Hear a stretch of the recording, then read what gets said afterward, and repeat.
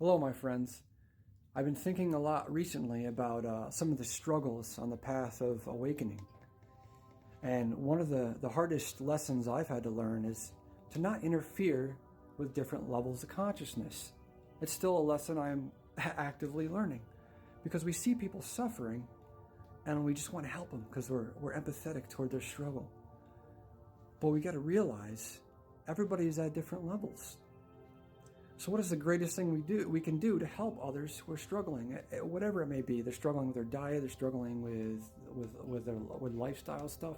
Sure, we could, not to say we can't reach out to them and offer help or whatever, but the greatest thing we can do is to be an example.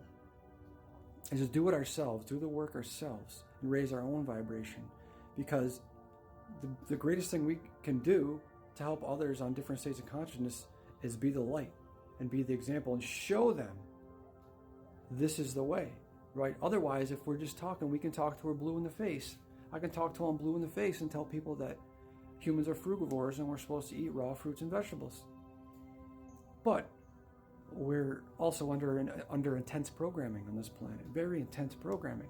The toxic food program is super intense. And again, they've taken away all of the primary examples of what these beings should look like, the human beings should look like if eating the proper diet. Now, there is a lot of them. If you go on YouTube and search long-term raw vegans or fruitarians, you'll find them. And for me, it all depends on your perspective too. There's so many levels at play here. There's so many levels, different levels of programming and ego. Ego is one of the biggest factors. They prime our ego on purpose. They prime it up so we are unable to accept opposing viewpoints from what we've been told initially, especially if it's been from our childhood or whatever, from school. So it's a tough lesson. It's hard to let it go sometimes. It's hard to be around people, family members, friends, whoever, anywhere, coworkers, people you see out in public, out in the world, eating destructively or having destructive lifestyle habits. Everybody's on their own journey. And the biggest thing we can do is be the example. Just like they say in the Tao Te Ching, they say, he who knows doesn't speak. He who speaks doesn't know. Those are pretty powerful words, right? You got to be the example. That's the best thing we can do. Right? We got to stop pushing. It's hard. It's so hard not to push your level of consciousness on others because we just want to help. But we got to remember the greatest thing we can do to be a vessel for the divine, unconditional love of God is to be present and to work on ourselves through purification, detoxification, and staying present, right? And we got to be gentle on ourselves. We got to not judge ourselves, and we got to stop. I mean, again, these are all struggles I'm still caught in myself because I'm in the same program you guys are. I'm in the same classroom you guys are on planet Earth. This is an intense program and school we're in on planet Earth. It's crazy. There's so many levels. You got to just be. Remember, there's no positive or negative. There's no positive or negative. It's all on the same scale. So there's no success or failure. We just want to do our work and step back, stand in the center of the circle, right? We just want to be present and let the divine guide us and follow our intuition, right? And do what makes sense. And people are going to do what makes sense to them on whatever level of consciousness they're on. So that's why the greatest thing we can do, like I said, is be the example. So keep doing what you're doing. Keep working on yourself. And try to practice acceptance. I know it's hard. That's one of the biggest hangups I have still. When we get worked up or we get triggered, it's because we're not able to accept fully the situation or how someone is acting because we have these models in our head. We have these preconceived notions and models of how people should be. With a big part thanks to the entertainment industry and school and etc. that don't exist. Models of how anything should be are illusory. They don't exist. They're not real. They're just made up because the only way things are is how they are. You know what I mean? The things are only how they are. There's no other way. There's no other model that we can have, that someone can give us, of how things actually are, because that's not how they are. They only are how they are. You know what I mean? So we got to get all these models out of it. We got to flush our brains out. We got to do a hardcore brain flush. You know what I'm saying? We got to get down on some hardcore meditation. We got to shut that mind up and just observe. Because when we become the observer and come into the present moment, we're seeing things how they are. And we have to work on acceptance, right? Another thing I wanted to talk about today was I've been thinking a lot about patience. The lesson of patience it's one of the main lessons in this life. A lot of times when we get stressed, it's because we're in a hurry and something's not happening as quickly as we like, when in reality, there's nothing to do and there's nowhere to go.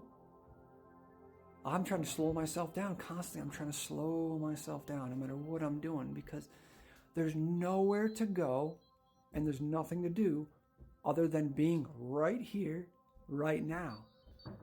There's nothing to do tomorrow. The only thing you have to do is concentrate on staying present right here, right now, because there is no tomorrow. There's only right here, right now. Isn't that wild? And there's what are you in a hurry for? You can't go anywhere. I can't go anywhere, but right here, right now. But I still get worried and stressed and caught up in all these traps. It's part of the game. It's a practice, staying present. Try to slow down, whatever you're doing. Don't be in a hurry. There's nowhere to go. There's nowhere to go. You're always going to be in the same place. You're always going to be right here, right now. That's it. There's nothing to do. What are you going to do? Just life's a long life. There's a long many lives. Buddha says he went back and saw his past 99,000 incarnations. One of my favorite stories from the Buddha that I heard from Ram Dass is about how long we've been doing this. Imagine a rock or a mountain 6 miles wide by 6 miles long by 6 miles high. And every 100 years, a bird or whatever it is comes and drops a red scarf on top of the mountain. And the time it takes that scarf to wear down the mountain, that's how long we've been doing this. And we get stressed out in this little blink of an eye life over anything. We get caught up in our emotions, which are just a part of the trap in the physical realm, really. Because when we step back and stay present and come detached, because we got to practice detachment from everything going on, from all situations, from people's reactions, and we try to remain calm and patient, then ain't nothing going to faze us. You've probably seen people who are just so in tune and so centered and so balanced that nothing phases them. You can have someone coming up and yelling in their face like, you asshole, and then just be like, man, that's crazy. That's kind of how I'm getting. Not all the time. Sometimes you still get, something catches you off guard, you still get triggered and you say, oh, got something to work on, right? A lot of times now when I see people flipping out or something crazy that used to kind of get me all unnerved and maybe a little stressed out, I just laugh. Because all you're doing is observing. You're observing the play. Everybody's an actor in the play. All you can do is observe and stay present and let the divine work through you. That's how we truly work on the suffering on this planet. We have to work on ourselves. We have to purify these vessels and let the divine flow through us and let God guide us. And the best way for us as individuals to help others, remember, we shouldn't necessarily be looking or trying to copy anyone else, because we're all on our own individual journeys, which we need to let the divine guide us, right? I mean, you can see certain things other people are doing and say, oh, I want to do that, I want that. But really, we just got to keep stepping back, stand in the center of the circle and just be the observer and stay present. Like Dr. Moore says, how now can you get? No matter what you're doing, as much as possible, try to just stay present. Just focus on what's in front of you. Just try to clear your mind. Try to relax. Just keep reminding yourself. Anytime you feel stressed out about anything, just remind yourself. Just relax. Just relax. Ain't nothing going on but me chilling right here, right now. Ain't nothing going on.